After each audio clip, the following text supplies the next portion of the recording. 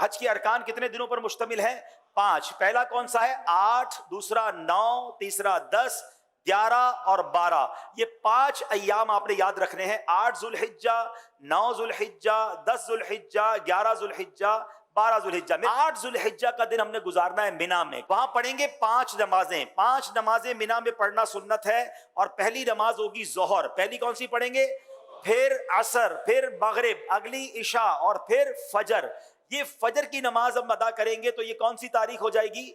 9 ذوالحجہ۔ شاباش۔ اچھا، 9 ذوالحجہ کا دن it's the most important day of Hajj. یعنی اگر آپ کو کوئی کہتا ہے کہ حج کس دن ہوتا ہے، حج ہوتا ہے 9 ذوالحجہ کو، یاد رکھیے گا۔ حج کا دن کون سا ہے؟ 9 ذوالحجہ۔ یہ وقوف عرفہ، یہ حج کا رکن اعظم ہے، دا موسٹ امپورٹنٹ رکن آپ کہہ لیں۔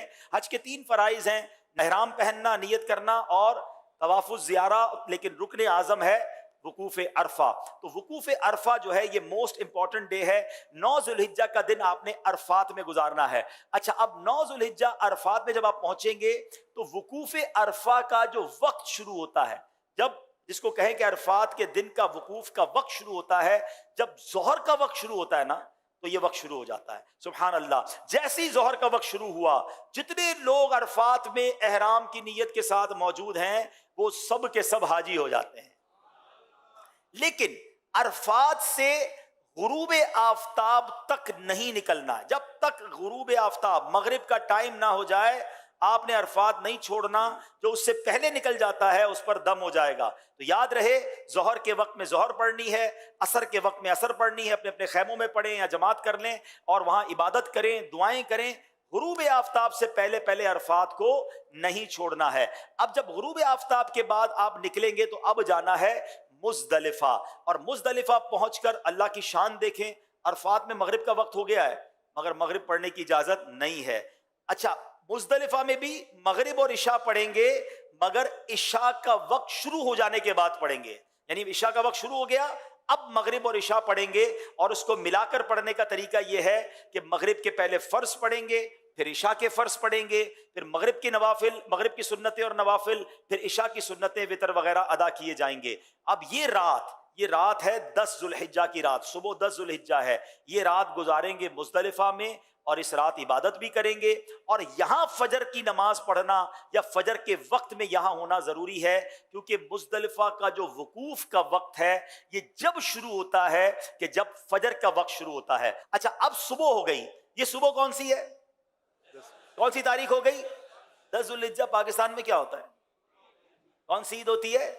بقرعید۔ حاجی دیکھو کیسے کمال کی عید منا رہا ہوتا ہے، لوگ اچھے اچھے کپڑے پہنے ہیں، خوشبو لگائے گھوم رہے ہوتے ہیں، ایک دوسرے سے عید مبارک کر رہے ہوتے ہیں۔ حاجی کے احرام بھی میلا، اس کے بال بھی بکھرے ہوئے، اس کی آنکھیں بھی نیند سے، تھکن سے چور ہے۔ یہ کیسی عید ہے؟ واللہ یہ ساری دنیا کی عیدوں سے اچھی عید، ہائے ہائے، کیونکہ اللہ کو یہ میلا کچیلا حاجی بڑا پسند ہے۔ آج عید کا دن ہے اور حاجی کو 3 کام کرنے ہیں، 10 ذوالحجہ کو 3 کام کرنے ہیں، اور یہ تینوں کام ایک ترتیب سے، سیکوینس سے کرنا بڑا ضروری ہے۔ ٹھیک ہے، یاد رکھیے گا۔ پہلے حاجی نے کیا کرنا ہے؟ رمی کرنی ہے۔ کیا کرنا ہے؟ اس کو رمی کرنی ہے شیطان کو کنکریاں مارنی ہے، بڑے شیطان کو۔ اس دن ایک ہی جمرے کو، ایک ہی شیطان کو کنکریاں مارنی ہے، 7 پتھر مارنے ہیں۔ رمی کرنے کے بعد حاجی نے کیا کرنی؟ قربانی۔ کیا کرنی ہے؟ اچھا، رمی کر لی تو قربانی، جو بھی کرنے والا اس کو بتائیں گے میں نے رمی کر لی، وہ اس کی قربانی ہو جائے گی۔ قربانی ہو گئی تو اس کے بعد حاجی نے حلق کروانا ہے یا قصر کروانا ہے، تقصیر کرنی ہے، بال اتروانے ہیں۔ اب وہ احرام سے فارغ ہو گیا۔ جناب والا کتنے دن ہوئے ہیں؟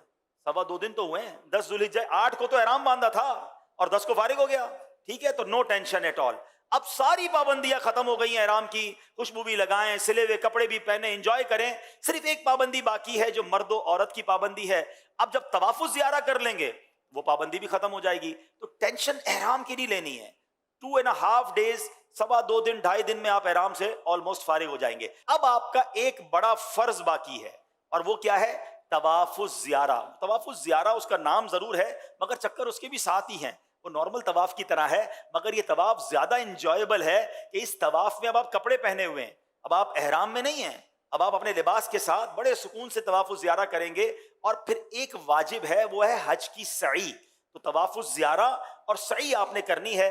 طواف الزیارہ کا جو ٹائم ہے وہ 10 کو بھی کر سکتے ہیں، 11 को भी कर सकते हैं, 12 की गुरूब आफताब से पहले पहले करना है। तीसरी ईद को मगरिब की नमाज का वक्त शुरू होने से पहले पहले किसी भी वक्त तवाफ़ुज़ ज़ियारा किया जा सकता है, ठीक है। और जो सई है, जो तवाफ़ुज़ ज़ियारा के बाद करने वाली हज की सई है, वो आप कभी भी कर सकते हैं, 12 के बाद भी कर सकते हैं, लेकिन आप बेहतर है कि तवाफ़ुज़ ज़ियारा के साथ कर लें ताकि एक चीज कंप्लीट हो जाए। अब 11 और 12 ज़ुल्हिज्जा में दो मजीद आपने काम करने हैं। वो क्या करने हैं? आपने जमरात की रमी करनी है और उसमें 3-3 शैतानों को कंकरियां मारनी हैं और हर शैतान को 7-7 कंकरियां मारनी हैं। तो जब 3 शैतानों को 7-7 कंकरियां मारेंगे तो कितनी मारेंगे? कितनी मारेंगे? 21 कंकरियां 11 ज़ुल्हिज्जा को भी मारेंगे और 21 कंकरियां 12 ज़ुल्हिज्जा को भी मारेंगे। Very good. अच्छा, अब 11 और 12 में जमरात की रमी का वक्त शुरू कब होता है? याद रहे, जैसे ही जोहर का वक्त शुरू होता है ना, जमरात की रमी का वक्त भी शुरू हो जाता है।